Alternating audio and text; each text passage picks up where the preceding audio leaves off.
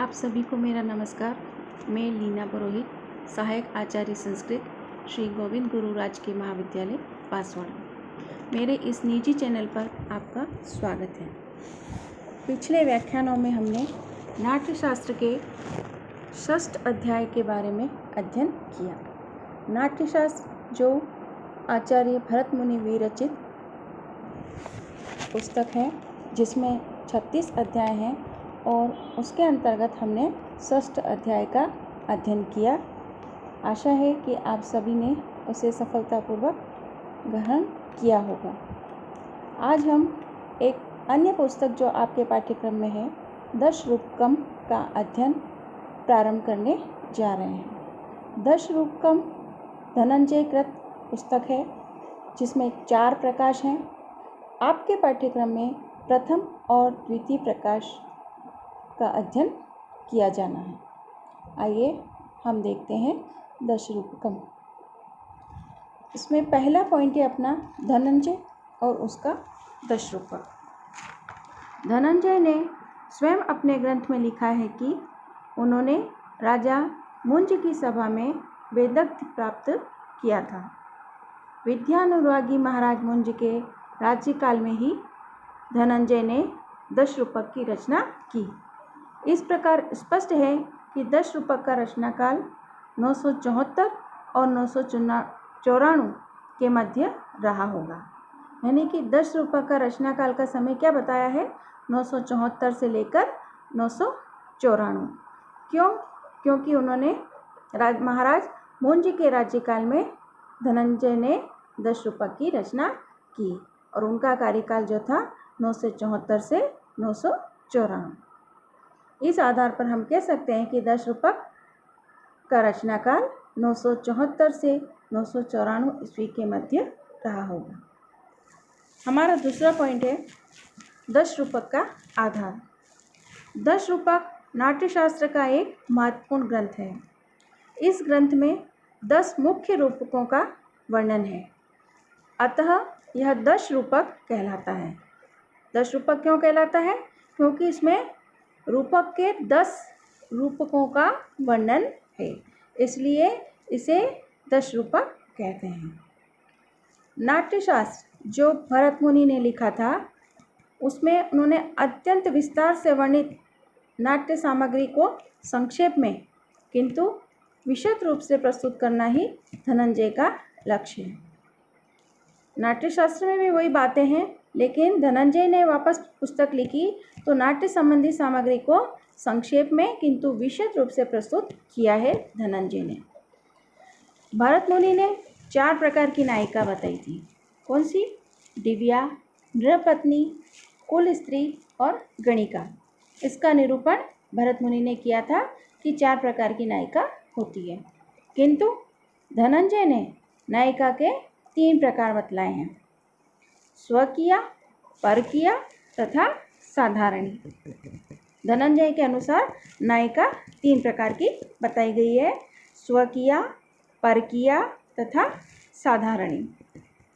इसी प्रकार भरत ने श्रृंगार रस के 2 भेद किए थे, संभोग श्रृंगार और विप्रलंब श्रृंगार, जबकि धनंजय ने 3 भेद किए हैं। श्रृंगार के 3 भेद कौन से? अयोग, विप्रयोग और संभोग नाम से श्रृंगार के 3 भेद किए हैं। अब हमारा अगला पॉइंट है दशरूपक की शैली। इनकी शैली भरत के नाट्यशास्त्र से नितांत भिन्न है। नाट्यशास्त्र में कोई बात अनेक वाक्यों में विस्तार से कही गई है।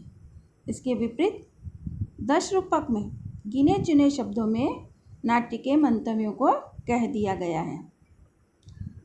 शॉर्ट में कहा है, गिने चुने शब्दों में नाटक के मंतव्यों को बता दिया है दशरूपक में। इनकी कारिकाएं जो है वह सूत्र रूप में ही तथ्य को प्रकट कर देती है। धनंजय ने कहीं कहीं निर्वचन शैली का भी प्रयोग किया है। उदाहरण के लिए उन्होंने लिखा अधिकारः फल स्वाम्य अधिकारी च तत्प्रभु। इस प्रकार से निर्वचन शैली का भी उन्होंने प्रयोग किया है। किसी विषय के भेद प्रभेद दिखाकर उसकी व्याख्या करना, यह भारतीय प्रतिपादन शैली की प्रमुख विशेषता है, जो 10 रूपक में आरंभ से अंत तक दृष्टिगोचर होती है। जो हमारी भारतीय शैली की विशेषता है कि किसी विषय के भेद प्रभेद को दिखाकर उनकी व्याख्या करना, और ऐसा 10 रूपक में आरंभ से लेकर अंत तक किया गया है। 10 रूपक जो है पद्यमय रचना है। इसमें अधिकतर अनुष्टुप छंद का प्रयोग किया गया है। अनुष्टुप छंद को श्लोक भी कहते हैं, तो ज़्यादातर अनुष्टुप छंद का इसमें प्रयोग किया गया है। चारों प्रकाशों के अंतिम पद्यों में तथा अन्यत्र भी 18 बार अन्य छंदों का प्रयोग किया है। उन अन्य छंदों में कौन से छंद आते हैं जिनका प्रयोग किया है? वो है आर्या, श्रद्धरा, इंद्रवज्रा, वसंतिलका, उपजाति, शार्दुल विकटित आदि, जिनका 18 बार प्रयोग किया है, और अधिकतर उन्होंने अनुष्टुप छंद का ही प्रयोग किया है। अब इसकी टीका के बारे में हम देखेंगे कि इस समय केवल धनिक की 10 रूपावलोक वृत्ति ही उपलब्ध है। वस्तुतः आज इस वृत्ति के कारण ही 10 रूपक के महत्व को समझा जा सकता है। कौन सी वृत्ति? दशा रूपावलोक। इस वृत्ति के कारण ही 10 रूपक के महत्व को हम समझ सकते हैं। कारिका और वृत्ति दोनों मिलकर ही 10 रूपक कार धनंजय के उद्देश्य को सिद्ध करते हैं। कारिका और वृत्ति दोनों मिलकर 10 रूपक कार धनंजय के उद्देश्य को सिद्ध करते हैं। अब देखिए 10 रूपक के प्रतिपाद्य विषय। 10 रूपक में नाट्य विषय का संक्षिप्त निरूपण किया गया है। क्या है उसका विषय? नाट्य विषय का संक्षिप्त निरूपण। इसमें 4 प्रकाश हैं, और आपके कोर्स में प्रथम और द्वितीय प्रकाश मात्र हैं। तो हम चारों प्रकाश के बारे में संक्षिप्त में विषय वस्तु को देख लेते हैं। देखिए कि प्रथम प्रकाश का प्रारंभ कैसे किया गया। तो प्रथम प्रकाश के आरंभ में गणेश, विष्णु तथा शिव और भरत मुनि को नमस्कार करके सरस्वती की कृपा से ग्रंथ रचना में प्रवृत्ति, रचना का उद्देश्य तथा नाट्य एवं कार्य का प्रयोजन बताया गया है, तथा आनंदाभूति को ही नाट्य का प्रयोजन माना गया है। नाट्य का प्रयोजन क्या बताया है? नाट्य क्यों लिखा जाता है, क्यों देखा जाता है, नाट्य का क्या प्रयोजन है? यहाँ पर धनंजय ने बताया आनंदाभूति ही, आनंद की अनुभूति ही नाट्य का प्रयोजन है। फिर नाट्य का लक्षण करते हुए नृत्य एवं नृत्य से भेद प्रकट किया गया है। 10 प्रकार के रूपकों का भी वर्णन है। कौन से हैं वो 10 रूपक? कौन से बताए हैं? पहला है नाटक, फिर प्रकरण, भान, प्रहसन, दीन, व्यायोग, संवकार, वीथी, अंक, इहामृग का उल्लेख करके रूपकों के भेदक 3 तत्वों वस्तु, नेता और रस का निर्देश किया गया है। रूपकों के भेदक 3 तत्व कौन से हैं? वस्तु, नेता एवं रस, इनका निर्देश किया गया है। यहाँ तक इस ग्रंथ का प्रारंभिक अंश कहा गया है। अब हम देखते हैं प्रथम प्रकाश का मुख्य प्रतिपाद्य विषय क्या है? रूपक की वस्तु। प्रथम प्रकाश में क्या बताया है? रूपक की वस्तु कैसी हो। तो रूपक की वस्तु को 2 भागों में बांटा है। एक है आधिकारिक, दूसरा है प्रासंगिक। आधिकारिक का मतलब है कि नाटक की जो है प्रधान कथा वस्तु जो होती है, मुख्य कथा वस्तु, उसको आधिकारिक कहा गया है। और प्रासंगिक जो नाट्य की सहायक कथा वस्तु है उसे प्रासंगिक कहा गया है। प्रासंगिक को भी 2 भागों में विभक्त किया है। वो है पताका और प्रकृति। पताका जो मुख्य कथा का दूर तक साथ देने वाली कथा होती है उसे पताका कहा जाता है, और प्रकृति मुख्य कथा के साथ थोड़ी दूर तक चलने वाली कथा को प्रकरी कहा जाता है। तो पताका का उदाहरण क्या है? जो मुख्य कथा के साथ दूर तक साथ देने वाली कथा होती है वो है पताका। उसका उदाहरण है रामायण में सुग्रीव की कथा। और प्रकरी जो मुख्य कथा के साथ थोड़ी दूर चलने वाली कथा है उसको कहा है प्रकरी।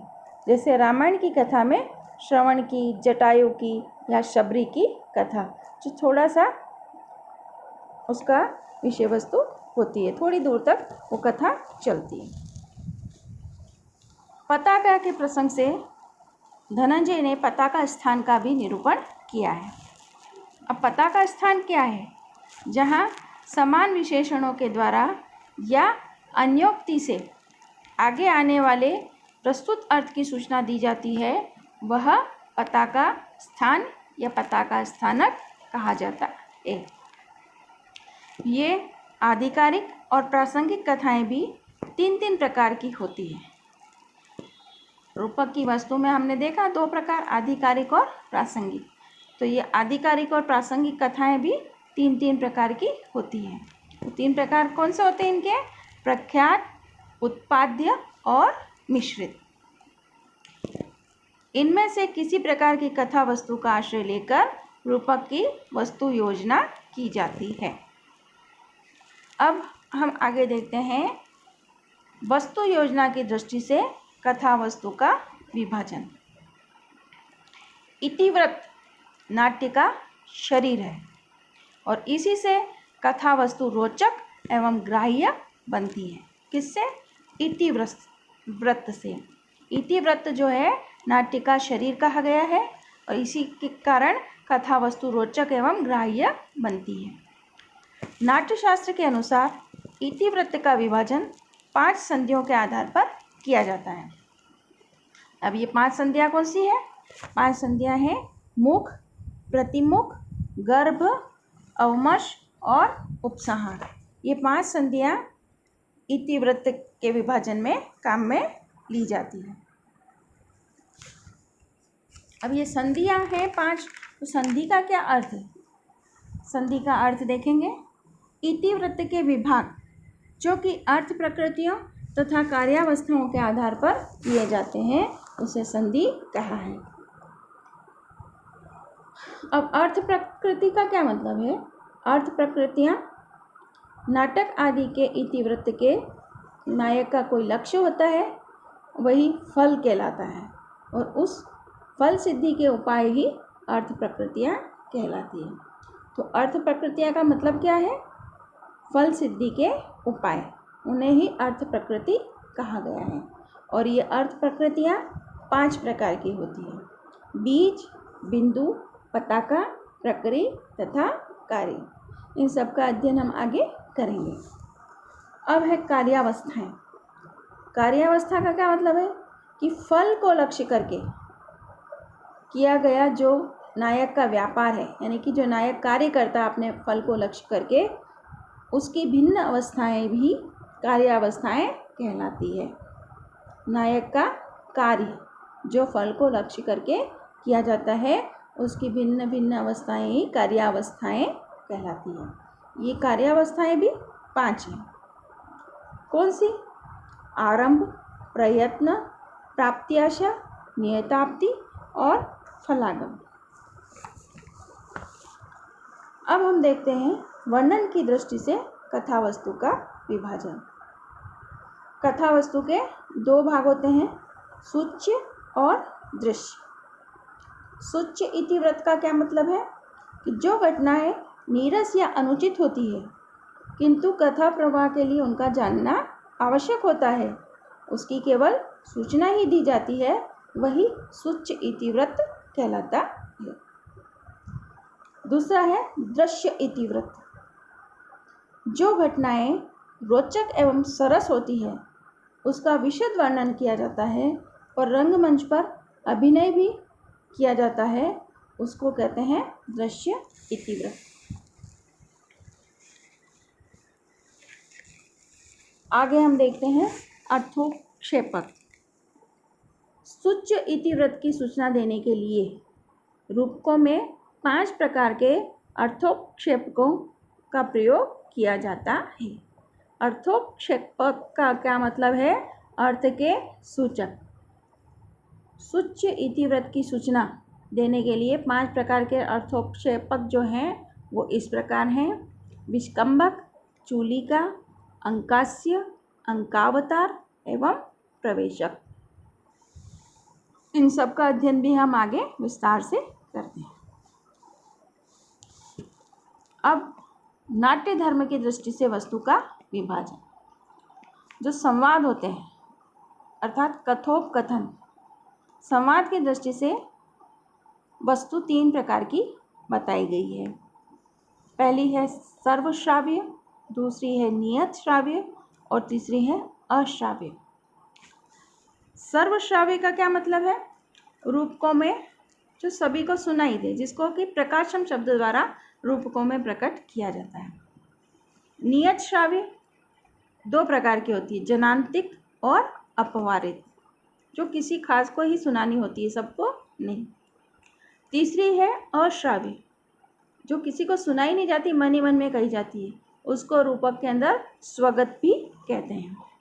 इसके अलावा एक और टर्म आता है आकाशभाषी, ये भी नाट्योक्ति होती है। ये था प्रथम प्रकाश की विषय वस्तु के बारे में। अब हम देखते हैं कि द्वितीय प्रकाश में क्या है। द्वितीय प्रकाश के अंतर्गत नायक नायिका के भेद और प्रभेद का वर्णन किया गया है। नायक के 4 प्रकार बताए हैं: धीरोदात्त, धीर ललित, धीर प्रशांत और धीरोद्धत। द्वितीय प्रकाश में नायक नायिका के भेद और प्रभेद बताए हैं। नायक 4 प्रकार के होते हैं: धीरोदात्त, धीर ललित, धीर प्रशांत और धीरोद्धत। श्रृंगारी नायक की 4 अवस्थाएं हैं: दक्षिण, षठ, दृष्ट तथा अनुकूल। इसके अलावा नायक के सहायक को भी बताया गया है। विट और विदूषक वो श्रृंगारी सहायक होते हैं। मंत्री आदि जो होते हैं वो कार्य सिद्धि में सहायक होते हैं। पुरोहित आदि जो होते हैं वो धर्म कर्म में सहायक होते हैं। सामंत, सैनिक आदि दंड में सहायक होते हैं और वर्षभर आदि अंतपुर में नायक के सहायक होते हैं। तो द्वितीय प्रकाश के अंदर 4 प्रकार के नायक बताए हैं, उनकी 4 अवस्थाएं बताई है और नायक के सहायकों के बारे में भी बताया। इसके अलावा नायिका के बारे में बताया है कि नायिका 3 प्रकार की होती है: स्वकीया, परकीया और साधारण स्त्री। स्वकीया के भी 3 प्रकार बताए हैं: मुग्धा, मध्या और प्रगल्भा। नायिका की सहायिका के बारे में भी वर्णन है इसमें, जो कि दासी, सखी, पड़ोसिन, भिक्षुणी आदि के नाम से जानी जाती है।